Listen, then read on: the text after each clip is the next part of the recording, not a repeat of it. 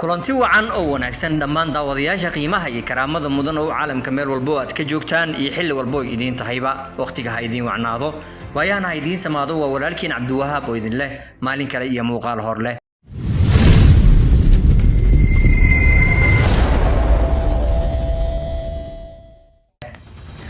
aad baad ugu mahadsantihiin sida qiimaha badan ee aad had iyo jeer channelka u garab taagantiin ama aad ula socotaan inta dib inooga soo biirtay aad bay u mahadsantahay inta horay inoola joogtay idinkan waad mahadsantihiin oo aad baad u mahadsantihiin inta soo socotana waan soo dhaweyn doonaa maanta waxa ugu dambeyntii soo gabagaboobay ugu dambeyntii soo dhamaaday ugu dambeyntii si qurux badan ama sida aan rajeynayna ah ku soo dhamaaday arrinkii social media xoog oo haystay muxuu ahaa arrinkaas torow waxa uu ahaa dhig oo run ahaantii sheegay Samiixa iyo Cumar oo Cumreen oo taqaanaan iyo ninka odaga ahaa Maslax Mideeye in ay qaateen diinta sheedan caabudka kadibna in badan oo yaani social media qalaasa ay ka taagnaayeen oo qof walba ay ka soo hadashay kadib waxa uu soo duubay video aad u qurux badan oo runtii inta wax garadka ahi ay fahmi karto rajeynayana inay wax ka qaadan doonaan hadduu Ilaahay idmo haddaba intaan muuqaalka idin gelin ka hor in yar ayaan idin dul mari doonaa ninka odaga ahaa dhig waxa uu soo sheegay inuu aad uga xun yahay sheeqyo badan la soo xiriireen sidaas darteedna oo maanta rajeynayo inuu raali gelin ka bixiyo walaalihiina ay ka qaataan maadaama uu ku gafay gafka uu gafayna ay tahay gaf weyn runtii aanan iyaga u qalmin waqti xaadirkaas waxaan doonayaa horta muuqaalka ayaan idin soo fasixi doonaa wixii tale iyo tusaale ah ama aan sameyn doonana xagga dambe ayaan u wada dhigan doonaa hadduu Ilaahay idmo ee bal daawasho wacan السلام عليكم ورحمة الله وبركاته بلو بوجوكتان الله يدينكو أمان صديني كنا حفظيو waxay la soo hadlay culimada waaweyn ee Soomaaliyeed qaar kamid ah waxayna ii sheegan arrinkan saddexdii walaalahay aha kula kacay inuu qalad ahaa waxaanan maadaama si public ah ugu qaldamay walaalahaas uga weydiisanaya cafis iyo raali gelin si public ah waxa jirta hadii qofku si public ah dambi u sameeyo si public ah ayaa looga waaniyaa haduu si isaga ku kooban u sameeyna isaga si ku kooban ayaa loo waaniyaa oo gaar ah wana sida ay diintu qabto oo la shaka fiiha waxa kaloon rabaa inaan idin sheego in aan barahayga bulshada dhamaantiiba ka baxay inaan isku soo noqon doono in kale Allahu ya'lam laakiinse waqti xaadirkan barahayga bulshada muuqaalkan ayaa ugu dambeyn doona Instagram iyo TikTok labadaba hore u socda Ilaahay dartii baa idin jecelahay qof kasto igu xad gudbay ama waalidkii wax ka sheegay waan cafiyay Ilaahay dhamaantiin hanoo dambi dhaafo Assalamu alaykum wa rahmatullahi wa barakatuh sidaad muuqaalka ku soo wada aragteen oo dhamaantiin aad marqaati ka wada tihiin si qurux badan ayuu u hadlay waxa uu sheegay in social media gabi ahaanba halka uu ka isticmaalo TikTok iyo Instagram-ka inuu gabi ahaanba uu ka bixi doono oo uusan ku sugnaan doonin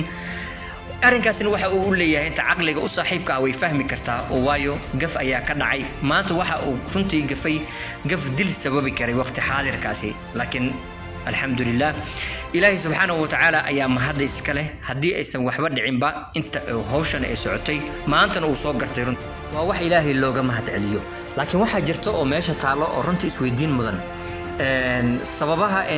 uga baxay hadda waxa arkayay waxa ka soo hadashay Samiixa oo kale iyadoo sheegtay inaysan cafin doonin Maslax Mideeye oo dib uga soo hadlay ayaa jiray isagana oo mar labaad ka soo hadlay marka hore waxa uu sheegay in ciyaarba ka ahayd oo moodayay waxaan inay iska ciyaar yihiin iyo iska kaftan inuu yahay laakiin markii dambe markii baraha bulshada si xoogan u qabsadeen inuu ogaaday waxa ay yihiin marka kadibna runtii Samiixa waxa ay ba horta iyada bataatanba balanqaad weyn ay ku sameysay inaysan nolosheedaba aysan cafin doonin wax kasta oo dhacaan maadaama uu ku xadgudbay kuna sheegay runtii in ay tahay yaani xitaa waxa jirtay Samiixa dadka gaarka loogu gafay kamid ah runtii markii laga hadlay gabadhaas waxa la sheegay in hooyadeed iyada ay dishay subhanallah waa waxyaabaha ugu xun aan maqlo weeyaan anagoo og markii ay hooyadeed Allah u naxariistay ka baxday adduunyada inta dhibaato ay Samiixa ka muuqatay Samiixa qalin inta ka muuqatay anaga dhan awada ognaay ayay waxa ay dhaheen markii qofka uu ku biirayo diintaasi sheedan caabudka waa qasab inuu qof ehelkiisa ama u dhow inuu wax yeelayo war Ilaahay ha laga cabsado Soomaaliya maanta waad aragteen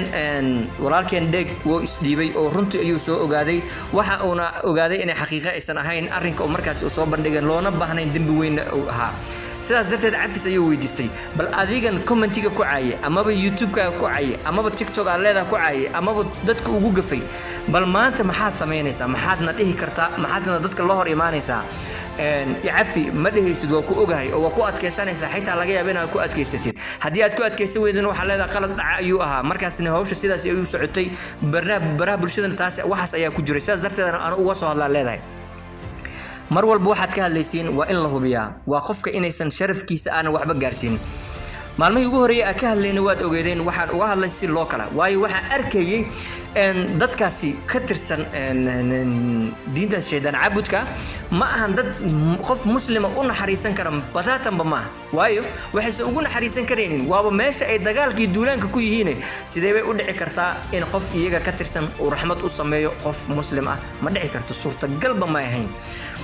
laakiin ugu dambeyntii aan walaashay waxaan jeclaan lahaa waxaan dhihi lahaa amaba aan tala ahaan u jeedin lahaa Samiixa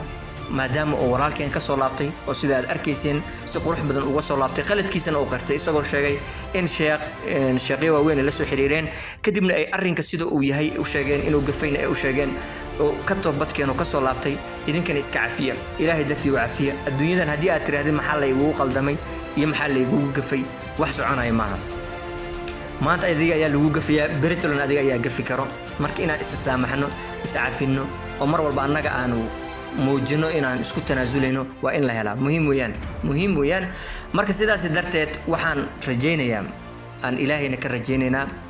in aan fahano inaan is cafin karno in qalad dhici karo bili aadam inaan nahay in yaani insaan aan nahay in qaladaad inaga dhici karaan in waxyaabo ka waaweyn xitaa inaga dhici karaan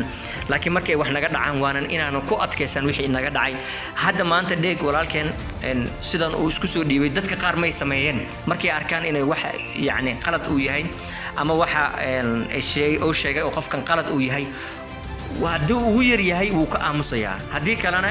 وكسي تجنانيا إلا ما و دتك أنت يابان دهان وهذا نجد ده يقف كان وكو تجنانيا مركز صح معهن نقفك الشرف كيس عرض كيس إلا وحي لي دين تما أجرا سأدرتنا ما أنت وأصغرت إسقى إلهي إياكم حسن إلهي إياكم حسن وحليها لكن ولكن ديك خدك السوشيال ميديا وناج أيا وجر كرتا حكبحن بالآدم أيا تهي قرض وقعد عكرا بالآدم كردن ويقفيان وحنا أوقر بدن دتك أنت جفان كسولابتو مركز سيدا سدرت هدي بقى أوقرتي وحكى عين وقلد يهي ولا لها أنا أد عفس ويدستو أرى الجلين كبعسي وحارنتي تهي قف أد أقيم بدن قف وحتى هي كده يشمدن وحتى قف يعني مدن إن العفيو أنا تاس يعني لها ولا لها إنه حرجينا يا إن فيديو كان داون دونان كنا عفين دونان هدي إلهي رالي وكان نقضه إلهي أيات تاس لقى هلا إلهي سبحانه وتعالى أنه حكوي ديننا إنه كعفيو ضد كان أيكو عفيان وحول بقى سمينا يسانا هل لقى فيرصدو وحا مركي أيهين وحياب الدين تقصيو يعني لدقدقين يعني هور الله بحن هذا ولا لهن كلنا أو سوجيستو وحيابان هذا إذا سو قبتين ير أد عادي إسكا سمينيسين جوجيا هذه أي بنقون كرتو واحد نولوشيني دين كينا شكل جلين كرو إسكا جوجيا إذن كنا سيدنا عادي آخر روح لبضنايد أتبنت أتبسان أنت سايدكو في لمبا وحنا رجينا يا إنا واحد بدكو قادم دون وحنا صومر إن شاء الله تعالى أدبدو ما سنتي مرة لبات رمضان كريم يعني لا صومالوين ميل وبض عالم كأتكجوكتان waxaan idin rajaynayaa guul iyo ciise iyo sharaf inaad ku noolaataan fiidiyogan la gareysina share garee asxaab badan la wadaaga inta mid lamid ah ku kulmi doonaan waxaan idinkaga sii tagayaa fi amaanillah